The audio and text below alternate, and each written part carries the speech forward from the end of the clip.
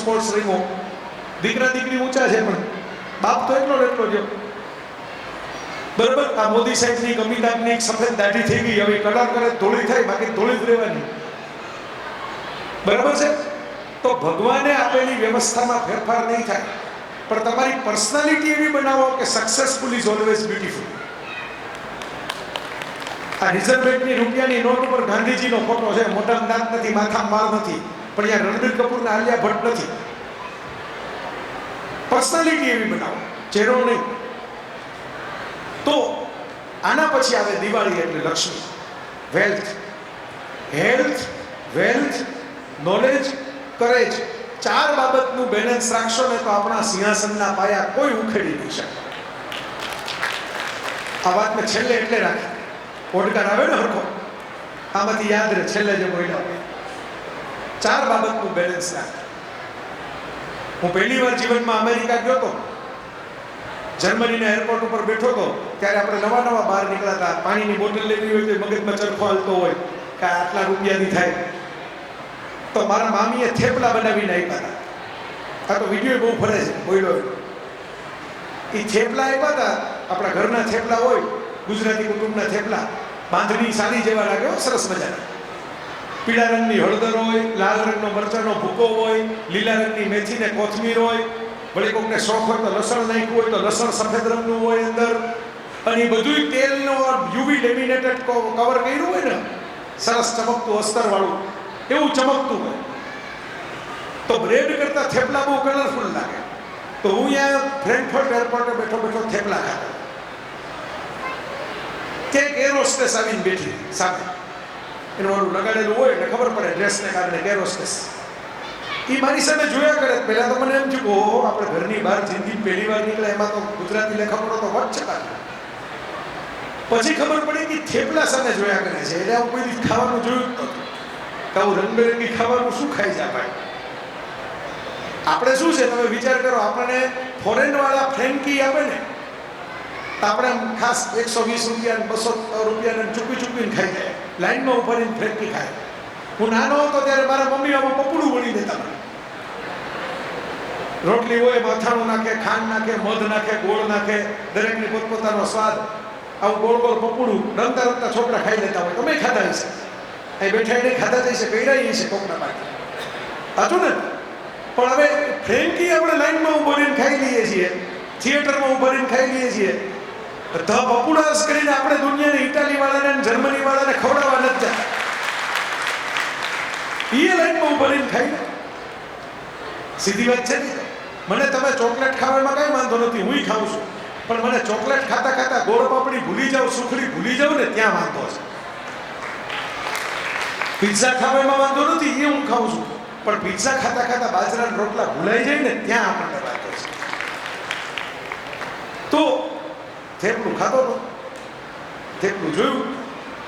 આપણે ઓલા ગુજરાતી હાથમાં રહ્યું ને, ટ્રેનમાં ઘણા લોકો ન ઓલા સ્ટેશને ઉતરીને ભજીયા લઈ આવે. તો મેં થેપલું એક હાથમાં આપી દીધું, ખાવ. હવે આ કળસી બાર કહેવાય, પણ હવે ત્યારે આપણને એવી ખબર પડતી નહોતી. આપ્યું એટલે એ ક્યાં જાય, મોઢામાં મૂકવું પડે. મેં પાછું આમ સામેથી કીધું ખાવ ખાવ, ઈટ. એને મોઢામાં મૂક્યું. હવે ગોંડલનું મરચું નાખેલું હતું થેપલામાં, એટલે મોઢામાં મૂક્યા પછી એને પાણીની બોટલ બહાર કાઢી અને આખી બોટલ ગટગટાવીને પીધી, પેક કોળિયાઓ. એટલે આપણને સમજાઈ ગયું કે આમાં હવે પૂછવા જેવું રહ્યું નથી બહુ, નહીં તો વાત આગળ આપણે કરે. તો મેં કીધું હાઉ વોઝ ઇટ, પૂછવું તો જોઈએ. મને બધું કંઈ ખોટું બોલશે, બહુ સરસ. મોઢા ઉપરથી ખબર તો પડી ગઈ હતી કેવું તીખું નહીં. એને કોઈ આવું તીખું તેવું નહીં ખાધું. બ્રેડ તો તીખી હોય નહીં, બરાબર. મને એને પૂછ્યું નહીં ખરું કે આનું નામ શું. થેપલાનું ઇંગ્લિશ મને આવડે નહીં, હજી નથી આવડતું. મારા બકરત દવે ગોંડલમાં કવિ હતા, એને કોઈ પૂછ્યું ભજીયાનું ઇંગ્લિશ શું થાય, તો કે વર્શિપ્યા. વર્શિપ એટલે ભક્તિ કરવી, વર્શિપ્યા એટલે ભજીયા. તમે એમાંથી ગાંઠિયાનું ઇંગ્લિશ બનાવ્યું હતું. ગાંઠિયા એટલે નોટિયા, કે નોટી, નોટ એટલે ગાંઠ. ગાંઠિયાનું ઇંગ્લિશ શું, નોટિયા. એટલે મેં એમ કીધું હતું કે round round yellow Indian bread. થેપલાનું ઇંગ્લિશ એવું કીધું. બરાબર. તો એણે ખાધા પછી મેં એને પૂછ્યું ને, જવાબ આપ્યો ને, એમાં મને જીવનનું એક જ્ઞાન જે હજી કામ લાગે છે. એરોસ્ટેસને ટ્રેનિંગ હોય સ્માઇલ સાથે જવાબ દેવાનો. એણે જવાબ આપ્યો, વેલ ઇટ્સ ડિફરન્ટ. આ અલગ છે. જો એને સારું ન કીધું, ખરાબ એ ન કીધું, જૂઠ ન બોલ્યા. સારું ન લાગ્યું હોય સારું કે ખરાબ, ખરાબ કહો તો ઇન્સલ્ટ થઈ જાય. કોકે તમને ભાવથી એક વસ્તુ ખાવા આપી, તમે એનું મોઢું તોડી લો. ખરાબ કે બીજી વાર જિંદગીમાં એ માણસને મને ન થાય કોકને કહી દેવાનું. નહીં સારું નહીં ખરાબ, ઇટ્સ ડિફરન્ટ. આ અલગ છે. બસ હું જે ખાઉં છું એનાથી આ જુદું છે, અલગ છે. આ જેટલા બધા મારા વડીલો, મિત્રો, માતાઓ, બહેનો, ભાઈઓ બધા બેઠા છે ને, એને મારે એટલી જ વિનંતી કરવાની કે આપણે કોઈ સુપ્રીમ કોર્ટના ચંદ્રચૂડ સાહેબ જેવા ચીફ જસ્ટિસ નથી. આખી દુનિયામાં આપણે જજમેન્ટ દેવા માટે હવારથી હાથ લગી આ સારું ના ખરાબ ને આવું ના તેવું ને સરખામણી શું કામ કર્યા કરો છો બધાની? સ્પર્ધા કરવી હોય કરો, પણ સરખામણી કરવાનું બંધ કરો, જજમેન્ટ દેવાનું બંધ કરો. બધા એકબીજાથી અલગ છે. અલગ છે તોય સામાજિક મેળાવડામાં લગોલગ બેઠા છે. એને માટે ભગવાનનો આભાર માનો ને. પસંદગી અલગ, સ્વભાવ અલગ, ખાણીપીણી અલગ, ચામાં મુકાતી ખાંડના માપ અલગ, વાળ અલગ, ચામડી અલગ, ઉંમર અલગ, તોય ભેગા થઈ શકો છો ને. એનો જલસો કરો ને યાર, એની મજા માણો. મને ખૂબ આનંદ થયો. પહેલી વાર આવ્યો આપ બધાની વચ્ચે. મેં પેલા કૈલાસભાઈ પૂછ્યું હતું, મેં કીધું આ થાકીને કંટાળી નહીં જાય ને બધા?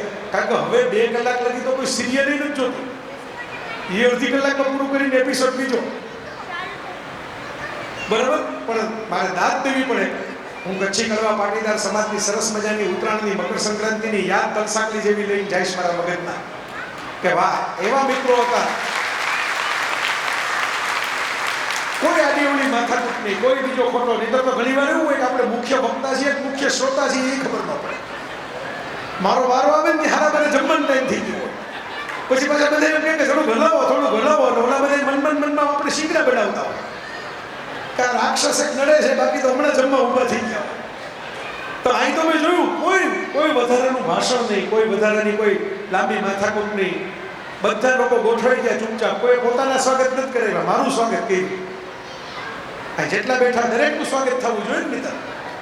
આવું બધું નોંધતું હું ને, એટલે આજે ખુશીથી કહું છું તમને કે મને માન થયું તમારી સંસ્થા માટે, તમારા સમાજ માટે. સીધું એટલે મને એમ થયું કે 2 ટબુડી વધારે નાખતો હતા.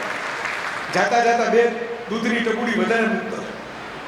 એટલે ખરેખર 12 વાગે મારે પૂરું કરવાનું હતું. તોય તમે ઘડિયાળ જુઓ, મારે તો નીકળવાનું છે, કોઈક રાહ જોવે છે, વ્યવસ્થા બધી કરેલી છે, ગાડી ટુ ગાડી ટ્રાન્સફર કરી દીધું છે.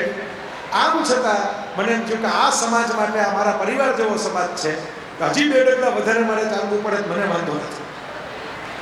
અને તમે મારા ચહેરામાં જોઈ શકશો, હું તો કંઈ એક્ટર છું નહીં. મને અંદરથી મજા આવતી હોય તો જ મને વરસવાની મજા આવે. તો મને એમ લાગ્યું કે એવી માટી છે જ્યાં જેટલું વર્ષોથી ઉગે એમ છે. આમાં તો એક નાના ડુંડા થાય એમ છે. એટલે જેટલા થઈ શકે એટલા વિચાર મેં તમને આપ્યા. મારી મા એવું કહેતી, જતા જતા વાત કરી દઉં, કે તમારા છોકરાને ચાલવા માટે રેશમનો રસ્તો મળે એવી અપેક્ષા ન રાખતા. દરેક મા બાપને એમ હોય, પણ એવું થતું નથી. ધૂળ તો હોય જ છે બધે. પણ તમારા છોકરાના પગ એટલા મજબૂત કરજો કે ખરબચડા રસ્તા ઉપર દોડ્યા જાય. જીવનમાં રસ્તા સુવાળા નહીં મળે, પણ પગ મજબૂત કરી શકશો તમે. રસ્તા ખરબચડા હશે ચાલવા. તો તમને જાતા જાતા આ જ વસ્તુ કહું છું. રસ્તા સુવાળા બધાને નહીં મળે, પગ મજબૂત કરી શકશો. તું રાખ ભરોસો ખુદ પર. શાને શોધે છે ફરિશ્તાઓ? કોક આવીને ભલું કરે, આપણે કહીએ ભગવાન ઉપર ભરોસો છે, ભગવાન કરશે, બરાબર છે. પણ તમે કર્મ કરશો તો ભગવાન તમને મદદ કરશે. भगवान मोदी एम कहता है कि मेरे भरोसे क्यों बैठे हो? मैंने तुमको इसलिए बनाया कि तुम कुछ खुद करके दिखाओ और मुझे पसंद करो. तो આપણે કર્મ કરવું પડશે. તો કર્મ કરતા રહેજો મારા મિત્રો. સરસ રીતે ભેગા થતા રહેજો. આવી રીતે ભાવથી ખાઈ પીને જલસાઈ કરજો, મજાઈ કરજો. જિંદગી આપણે કોકની જતા રહી, આ દુનિયા છોડીને કાઉન્સમાં આપણી ઉંમર લખાઈ, એ આપણા પૃથ્વી ઉપર કેટલું રહ્યા ને એના વર્ષો છે. પણ જે આપણે જલસા કર્યા છે, જીવાઈશું, મોજ કરીએ છીએ ને, એ ખરેખર એવા શ્વાસ છે જે આપણા દુનિયામાં જીવા. એ ભૂલતા નહીં. પછી હિમાલય ફરવા ગયા હોય બાલ્કનીમાં લટકી લટકીને સિગ્નલ ગોતી